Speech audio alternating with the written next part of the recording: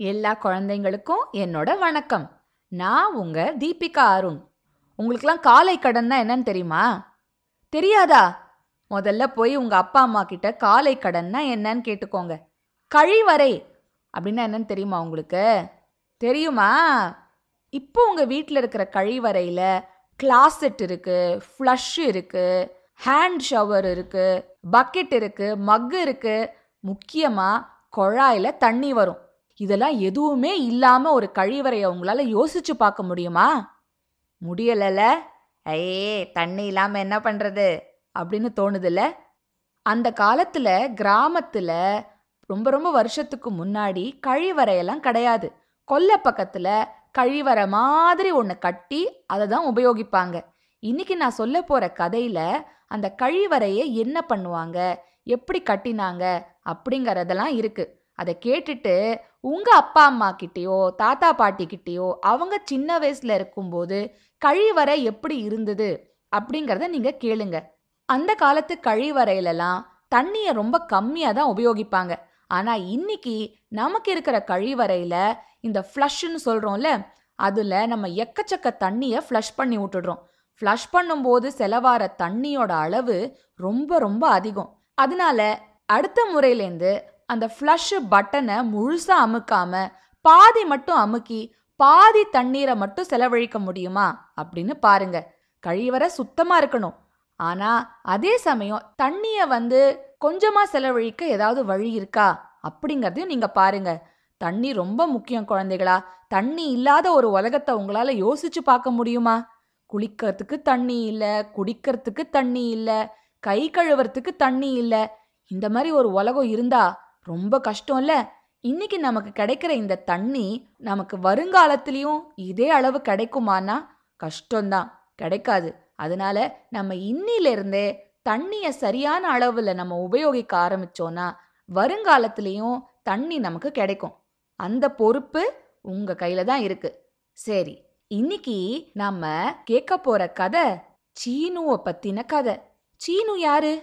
அதேதான், சீனுவின் ரயில் ஆசை, தொலைந்து போன சீனு. ஞாபகம் வச்சிருக்கீங்களா? சபாஷ். சீனுவோட அப்பா ஒரு காய்கறி தோட்டம் போட்டாரு. அத பத்தி தான் பார்க்க போறோம். தயாரா இருக்கீங்களா? சீனுவின் அப்பா போட்ட காய்கறி தோட்டம் பகுதி 1. எழுதியவர் வர்து தாத்தா.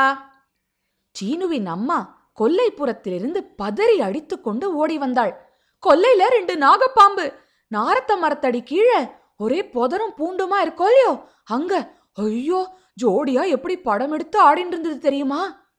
அம்மாவின் குரல் பதற்றத்தில் நடுங்கியது. நெஜம் பாம்பாமா? நாங்களும் பார்க்கணுமா? லலிதா, நீ வரியாடி என்று கடைசி அக்காவை கூப்பிட்டான் சீனு. ஐயோ, வேண்டாம் வேண்டாம், கொல்ல பக்கமே யாரும் போகாதீங்கோ, அப்பா ஸ்கூல்ல இருந்து வரட்டும் என்றாள் அம்மா. ரயில்வே லைனுக்கு ஒட்டி இருந்த வீட்டிற்கு முதலில் குடிவந்த பிறகு இப்போதுதான் வீடு மாறி சன்னதி தெருவில் இருந்த இந்த வீட்டுக்கு 4-5 நாட்கள் முன்னால் சீனுவின் குடும்பம் குடிவந்திருந்தது. சீனுவின் அப்பாவுக்கு இந்த கிராமத்து பாணி ஓட்டு வீடு ரொம்பவுமே பிடித்திருந்தது. காரணம், வீடு ரொம்ப பெரியது. வீட்டின் கொல்லைப்புறமோ நீண்டு நெடிந்து பரவி இருந்தது. அந்த வீட்டில் கடந்த 1 வருடமாகவே யாருமே குடிவரவில்லையாம். சீனுவின் அப்பாவோ கிராமத்தில் பிறந்து வளர்ந்தவராதலால் உடல் உழைப்புக்கு அஞ்சாதவர். அவருக்குள் ஒரு காய்கறி தோட்டக்காரன் இத்தனை நாள் வேலை இல்லாமல் உறங்கிக் கொண்டிருந்தான். அவர் அந்த வீட்டு கொல்லையை பார்த்துத்தான் மயங்கி இருக்க வேண்டும். சாயங்காலம் பள்ளிக்கூட வாத்தியாரான சீனுவின் அப்பா பள்ளியிலிருந்து திரும்பி வந்ததும் வராததுமாக சீனுவின் அம்மா தான் கண்ட நாகப்பாம்பு தரிசனத்தை பற்றி புலம்ப ஆரம்பித்து விட்டார். உனக்கு எப்ப பார்த்தாலும் பாம்பு பயம்தான். நாகப்பாம்பு நான் சொல்ற, பொதுவா இந்த பக்கம் எல்லாம் நாகப்பாம்பு நடமாட்டம் ரொம்ப கிடையாது. நீ பார்த்தது சாரப்பாம்பா இருக்கும். தூரத்திலேருந்து பார்த்தா 2 ஒண்ணு போலத்தான் இருக்கும். சாரப்பாம்புக்கு விஷம் கிடையாது. கொல்லைய தாண்டி வயல் இருக்கோ இல்லையோ அங்கதான் அவ இருக்கும். எலி தவளையெல்லாம் புடிச்சு சாப்பிடும். அது படம் எல்லாம் எடுக்காது. அப்பாவுக்கு பாம்பு பயம் எல்லாம் ஒன்றும் கிடையாது. நிஜமா நாகப்பாம்பு தான் பார்த்தேன். படம் எடுத்து ஆடித்து. 2 பாம்பு ஜோடியா இருந்தது. 10 அடி நீளம் இருக்கும் என்றாள் அம்மா விடாமல். 10 அடியா?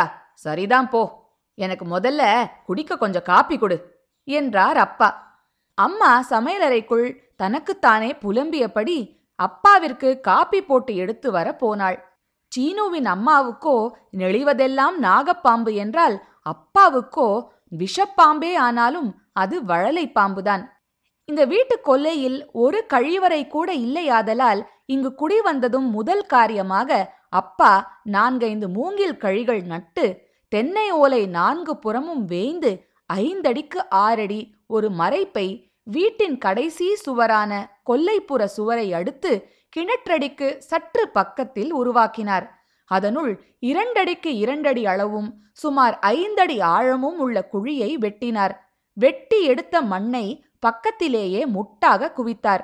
2 மரப்பலகைகளை குழியின் இரு பக்கங்களின் நடுவே 1 அடி இடைவெளி விட்டு இருத்தினார்.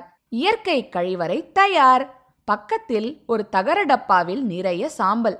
கிணற்றிலிருந்து 1 வாளி தண்ணீர் எடுத்துக்கொண்டு அதன் உள்ளே போய் மரப்பலகையில் கால் வைத்து கொண்டு குந்தி உட்கார்ந்து கொண்டு காலை கடனை கழிக்க வேண்டியது. கழுவிக்கொண்ட பின் 1 பிடி சாம்பலை உள்ளே குழிக்குள் தூவ வேண்டியது.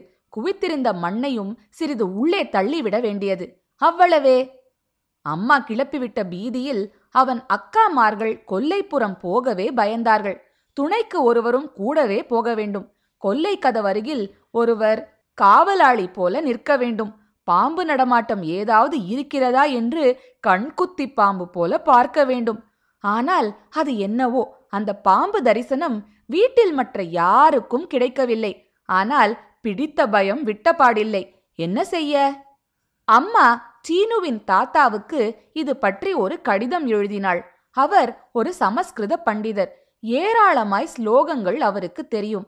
அவர் அபசர்ப்ப சர்ப்ப என தொடங்கும் ஒரு ஸ்லோகத்தை தபால் கார்டில் எழுதி அதை மனனம் செய்தால் பாம்பு அண்டவே அண்டாது என்று தைரியம் சொல்லி பதில் போட்டிருந்தார். சீனுவின் அம்மாவும் அக்காமார்களும் அதனை விழுந்து விழுந்து படித்து மனப்பாடம் செய்து கொண்டார்கள். கொல்லைப்புறம் போக வேண்டியிருந்தால் அதை முணுமுணுத்து கொண்டே போவார்கள். அடுத்த 2 நாளில் மற்றொரு சம்பவம் நடந்தது. அம்மா கொல்லைப்படியில் இறங்கும்போது படியோரமாக ஒரு பாம்பு படுத்திருந்ததாம். அம்மா கவனிக்காமல் படி இறங்குகையில் வாளால் அம்மாவின் காலில் சுளீர் என்று அடித்துவிட்டு நகர்ந்து போய்விட்டதாம். அம்மா ஆடி போய்விட்டாள். ஆனாலும் அப்பாவுக்கு என்னவோ அதை நம்பும் எண்ணம் ஏதும் இல்லை. அம்மா சமஸ்கிருதத்தில் எழுதத் தெரிந்த சீனுவின் பெரியக்காவை கூப்பிட்டு கொல்லை சுவரின் பின்பக்கத்திலும் பின்கட்டின் மாட்டுக்கொட்டாய் சுவரிலும் அந்த அபசர்ப்ப சர்ப்ப ஸ்லோகத்தை சாக் பீசினால் எழுதச் சொன்னார். அக்கா எழுதி வைத்தது சீனுவுக்கு தெரியாது. அன்று கொல்லை பக்கம் போய் வந்த பின் அங்கு அவனுக்காக துணைக்காக நின்றிருந்த கடைசி அக்காவிடம், இது சவத்துல சாக் பீஸ்னால என்ன எழுதியிருக்கு என்று கேட்டான் சீனு. அது சமஸ்கிருதம். அபசர்ப்ப சர்ப்ப ஸ்லோகத்தை அம்மாதான் பெரியக்காவை விட்டு எழுதி வைக்க சொன்னா என்றாள். பாம்பு சமஸ்கிருதம் படிக்குமா என்ன? சீ போடா என்றாள் அவள். அப்போது சீனுவின் அண்ணன் அந்த பக்கம் வந்தான். அவனிடமும் கேட்டான். அவன் நமுட்டு சிரிப்புடன், ஓ, பாம்பு படிக்குமே, அதுக்குத்தானே எழுதி வச்சிருக்கு. இந்த பகுதியில் பாம்புகள் நடமாட தடை பிறப்பிக்கப்பட்டுள்ளது, மீறினால் தண்டனை கிடைக்கும் என்று அதில் எழுதியிருக்கு. படிச்சுட்டு பாம்பு பயந்து ஓடியே போயிடும் என்றான். எல்லோரும் விழுந்து விழுந்து சிரித்தார்கள். மறுநாள் காலையில் எழுந்து கோகோ மால்ட் குடித்துவிட்டு பாடப்புத்தகத்தை எடுத்து படிக்க சோம்பல் பட்டு கொண்டு சீனு ஊஞ்சலில் உட்கார்ந்திருந்தான். அவன் அப்பா கையில் ஒரு அரிவாளுடனும் மண்வெட்டியுடனும் முற்றத்துக்கு வந்தார். வேட்டியை தார் பாய்ச்சி கட்டியிருந்தார். நான் கொல்லப்பக்கம் போய் ஒரு சுத்தி பார்த்துட்டு பிறகு காய்கறி பயிர் செய்யறதுக்காக ஆரம்ப ஏற்பாடு செய்ய போறேன். யார் யார் உதவிக்கு வரீங்க என்று கேட்டார். நான் வரேன் என்று முதலில் கை தூக்கினான் சீனு. 9வது படிக்கும் அவன் அண்ணனும் தயக்கத்துடன் எழுந்து வந்தான். பெரிய அக்காக்கள் இருவரும் பாம்பு பயத்தை வெளியே சொல்லாமல், ஐயோ, சமயக்கட்டுல அம்மாவுக்கு ஒத்தாசை பண்ணணும், வீடு பெருக்கியாகணும், இல்லன்னா அம்மா திட்டுவா, நாங்க வரலப்பா என்று கழன்று கொண்டார்கள். கடைசி அக்கா மாத்திரம், அப்பா, பாம்பு இருக்காதுன்னா நானும் வரேன் என்றாள். வா வா, பாம்பு தைரியசாலிகளை கண்டா ஓடிடும், ஆனா பயந்தாங்கொழிகளை கண்டா சாதாரண சார பாம்பு கூட படம் காட்டி ஆடும் என்று நமுட்டு சிரிப்பு சிரித்தவாறே கொல்லையை நோக்கி கிளம்பினார். கழிவறைக்கும் கிணற்றடிக்கும் அந்தண்டை கொல்லை விரிந்து பறந்திருந்தாலும் சீனுவும் மற்ற பிள்ளைகள் யாரும் போய் பார்க்க இதுவரை துணிந்ததில்லை. சரளைக்கற்கள் போட்ட ஒத்தையடி பாதை ஒன்று அங்கே ஊடுருவி போனது. இத்தனை நாட்கள் ஆள் நடமாட்டமே இல்லாததால் வழியை மறைத்து கொண்டு கண்ட செடிகளும் புதர்களும் வளர்ந்திருந்தன. அப்பா அரிவாளால் செடிகளை வெட்டி களைந்தவாறே முன்னேறினார். அப்பா, காடு மாதிரி இருக்கிற இந்த இடத்துல நிஜமாவே காய்கறி எல்லாம் பயிர் செய்ய முடியுமா என்று சந்தேகமாய் கேட்டாள் அக்கா.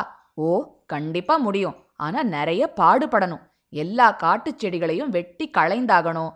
கொல்ல பூரா கொத்தியாகணும். இது இன்னும் எந்த பயிரும் காணாத பச்சை மண்ணு. சரியா பாடுபட்டா கொள்ளையா காய்க்கும்.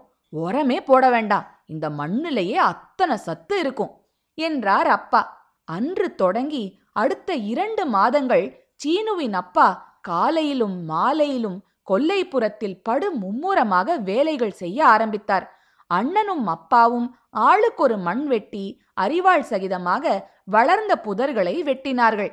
சீனு கையில் ஒரு தடிக்கம்பை எடுத்துக்கொண்டு சிறிய செடிகளை எல்லாம் கொம்பாலேயே சுத்தம் செய்தான். அவன் அக்கா வெட்டிய தழைகளையும் கிளைகளையும் கொல்லை கடைசியில் ஒரு இடத்தில் குவிக்க அப்பாவுக்கு உதவினாள். ஒரு வாரத்தில் வெட்டி கழித்த தழைகளும் செடிகளுமே ஒரு குட்டி வைக்கோர் போர் அளவுக்கு ஆகிவிட்டன. அப்பா, இந்த தழையெல்லாம் என்ன செய்ய என்று கேட்டான் சீனு. காஞ்சு சருகாயிடுத்துனா அதை உரமா போட உபயோகிக்கலாம். இல்லனா எரிச்சு சாம்பலாக்கினா அந்த சாம்பலும் உரந்தான் என்றார் அப்பா. இதெல்லாம் அவனுக்கு புதிய விஷயங்களாய் இருந்தன. ஒரு வழியாக கொல்லைப்புறம் முழுவதிலும் புதர்களை நீக்கியாயிற்று. ஆங்காங்கிருந்த மரங்களை தவிர இப்போது கொல்லை பளிச்சென்று வெளிச்சமாய் ஆகிவிட்டது. அப்பா, பாம்பெல்லாம் எங்க போச்சு என்று கேட்டான் சீனு. அப்புறம் என்னாச்சு? பாம்பெல்லாம் எங்க போச்சு உங்களுக்கும் தெரியணுமா? சீக்கிரமா சிட்டுக்குருவி பாட்காஸ்ட்ல சீனுவின் அப்பா போட்ட காய்கறி தோட்டம் பகுதி 2ஓட உங்களை சீக்கிரமா வந்து சந்திக்கிறேன். அது வரைக்கும் சிரிச்சுக்கிட்டு கிரிச்சுக்கிட்டு சந்தோஷமா இருங்க.